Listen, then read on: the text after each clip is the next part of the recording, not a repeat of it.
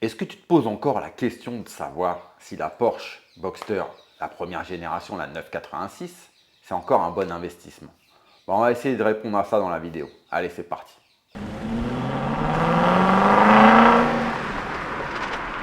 Salut les mecs, moi c'est Guillaume, bienvenue sur Hyper Samplon. Aujourd'hui, on va parler de la Porsche Boxster première génération. Enfin, attends, je dis les mecs, peut-être des meufs qui regardent ma vidéo, enfin mes vidéos. Et ben, ce qu'on va faire, c'est que si t'es une meuf qui regarde mes vidéos, tu mets en commentaire, tu mets ton 06. Puis comme ça, bah, tous ceux qui ont la dalle, eh ben, ils t'appelleront. Voilà.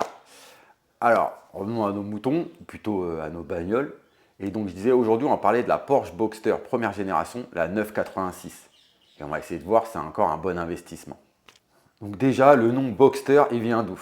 Bon, ils ne sont pas emmerdés chez Porsche. Ils ont pris un Boxer, ils ont pris un Roadster, ils ont fait une fusion, tu sais, comme dans des BZ, et ils ont appelé ça Boxster. Donc en fait, le nom Boxer, il vient du nom, du type du moteur à plate chez eux, le Flat 6, qui s'appelle Boxer, et ils ont fusionné ça avec le nom Roadster, parce que forcément, tu connais, la Porsche Boxster, c'est un Roadster. Donc voilà d'où vient le nom Boxster. Et à l'époque, la Porsche Boxster, on appelle ça la Porsche du pauvre. Alors, comme si un pauvre, il pouvait se payer une Porsche. Bon, en fait, on va dire que la Porsche Boxster, c'est l'entrée de gamme à l'époque de chez Porsche. Parce que ça vaut bien moins cher qu'une 911. Pas loin de la moitié, je crois. Alors que la Porsche Boxster 986, elle a beaucoup de choses de son homologue, la 911, la 996. Donc la Porsche Boxster 986, elle a été produite entre 1996 et 2004 et à environ 165 000 exemplaires. Donc, comme je te disais, c'est la première génération des Boxster. Et avant la Boxster, si tu voulais un cabriolet, dans la chronologie, il fallait que tu t'achètes une 968. Donc après est arrivée la première Boxster. Et ensuite, celle qui suit, la 986, c'est toujours la Porsche Boxster 987. La Boxster, c'est pas compliqué, il n'y a qu'une seule carrosserie, c'est le Roadster. Donc le petit coupé 2 places, cabriolet. Et si tu as de la chance d'avoir ça en option, eh ben, tu as un hardtop. Alors, sur la Porsche Boxster 986, elle a existé en deux phases, mais on va dire à partir des années 2000, il y a eu quelques changements. Donc, les principaux changements, c'était à l'intérieur. C'est qu'avant 2000, tu pouvais retrouver un volant 4 branches avec un pommeau de levier de vitesse différent. Et à partir de 2000, ils ont mis le volant 3 branches de série sur toutes les Boxster. Donc on va dire ça, c'est les petites différences sans que ça soit une phase. Pour la phase 2 qui commence en 2002, tu vas retrouver deux principaux changements. C'est les clignotants sur la phase 1 qui étaient orange, donc devant et derrière, qui vont passer en blanc sur la phase 2.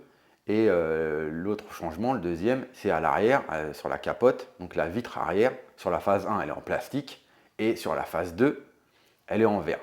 Alors tu vas me dire, il y a énormément de gens qui ont une phase 1, qui ont mis des clignotants blancs et qui ont changé la lunette arrière parce qu'elle était fissurée en plastique et ils ont mis une en verre, forcément. Il n'y a pas que ça qui change sur la phase 2 parce qu'à l'intérieur, il y a beaucoup de choses qui changent. Par exemple, tu vas retrouver une boîte à gants que tu n'avais pas sur la phase 1. Au-dessus de l'autoradio, tu vas avoir les porte-gobelets qu'il n'y avait pas sur la phase 1. Alors, en fait, il y avait un porte-gobelet sur la phase 1. Alors, le foutage de gueule de chez Porsche, là, c'était pas mal du tout. Donc, en gros, tu allais chez Porsche. Tu voulais acheter une bagnole à 280 000 francs. C'était le prix de la Boxster à l'époque. Tu leur disais, oui, bonjour, je voudrais une Boxster, s'il vous plaît. Voilà. Et ouais, ok, pas de problème. Et tu disais, oui, il est comment le porte-gobelet? Attends, je vais te montrer. Donc, en fait, le porte-gobelet, il était dans ton accoudoir. Un petit truc comme ça, là. Hein, genre comme les Playmobil. Et il fallait que tu l'accroches dans tes aérations de chauffage pour pouvoir mettre ton gobelet. Bon, on va dire sur une bagnole dite de luxe à 280 000 francs, c'est pas du tout un foutage de gueule. Après, sur la phase 2, ça se voit pas beaucoup, mais tu vas avoir des différences. Par exemple, à l'arrière, sur le pare-choc, tu vas voir que finalement, il y a une différence au niveau de l'aileron, que le pare-choc il est légèrement différent. Alors, on va dire que c'est les connaisseurs qui voient bien ça. Si tu connais pas trop, tu vas pas énormément voir, mais je vais te montrer et tu vas voir, il y a des petites différences. Du côté des motorisations sur la Porsche Boxster, alors on va dire que si on parle du moteur, s'il y a vraiment un truc que tu en as pour ton argent quand tu payes une Porsche et une Boxster, c'est bien le moteur. Le moteur, tu as le fameux Flat 6 que tu vas retrouver aussi dans la 911 et il est non seulement très bon, parce que c'est un très bon moteur, mais il est aussi très bien placé en centre à l'arrière, et ça procure des très bonnes sensations de conduite en mode sportif. Et donc sur la phase 1, tu as 3 moteurs. Tu as le 2,5 litres, le 2,7 litres et le 3,2 litres. C'est les 3 des flat 6, qui font respectivement 204, 220 et 252 chevaux. Ensuite, sur la phase 2, le 2,5 litres il disparaît, et là, incroyable, chaque moteur prend 8 chevaux.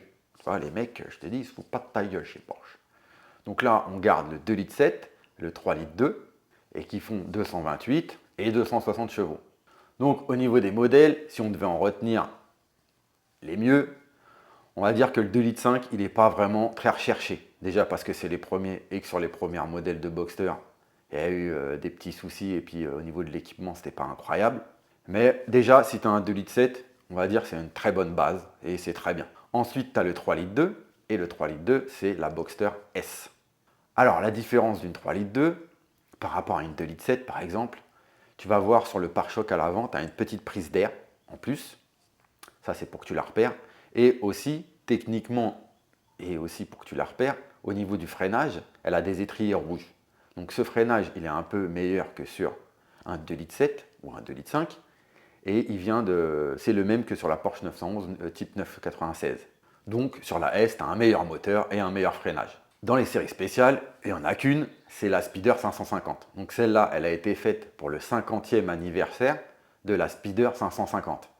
Donc on retrouve un petit peu la même tête que la 550, c'est-à-dire que tu vas avoir une couleur cocoa, ce qu'ils appellent, et est-ce que ça va à l'extérieur et à l'intérieur, tu as des différences avec une teinte propre au niveau du cuir ou au niveau de la peinture extérieure.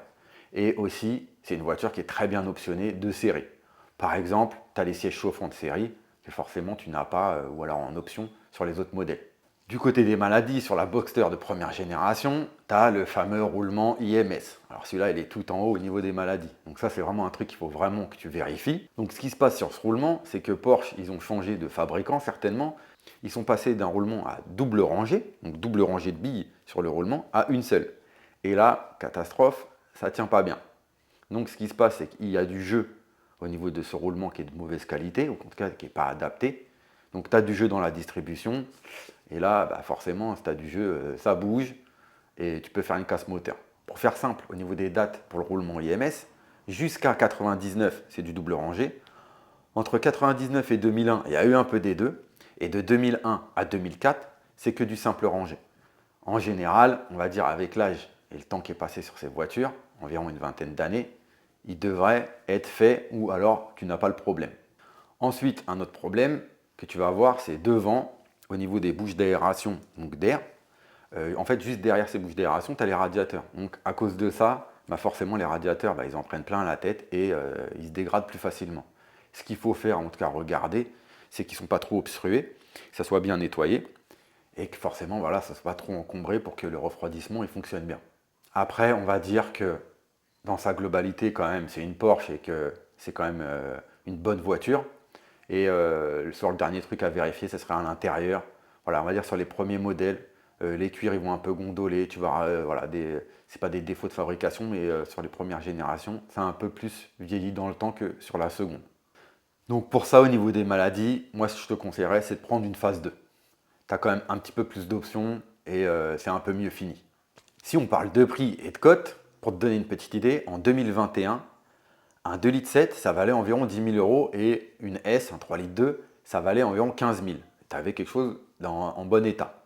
Aujourd'hui, si tu veux une 2,7 litres, c'est plutôt 17 000 € et maintenant forcément un peu plus borné. Et si tu veux une S, c'est plutôt au minimum 20 000.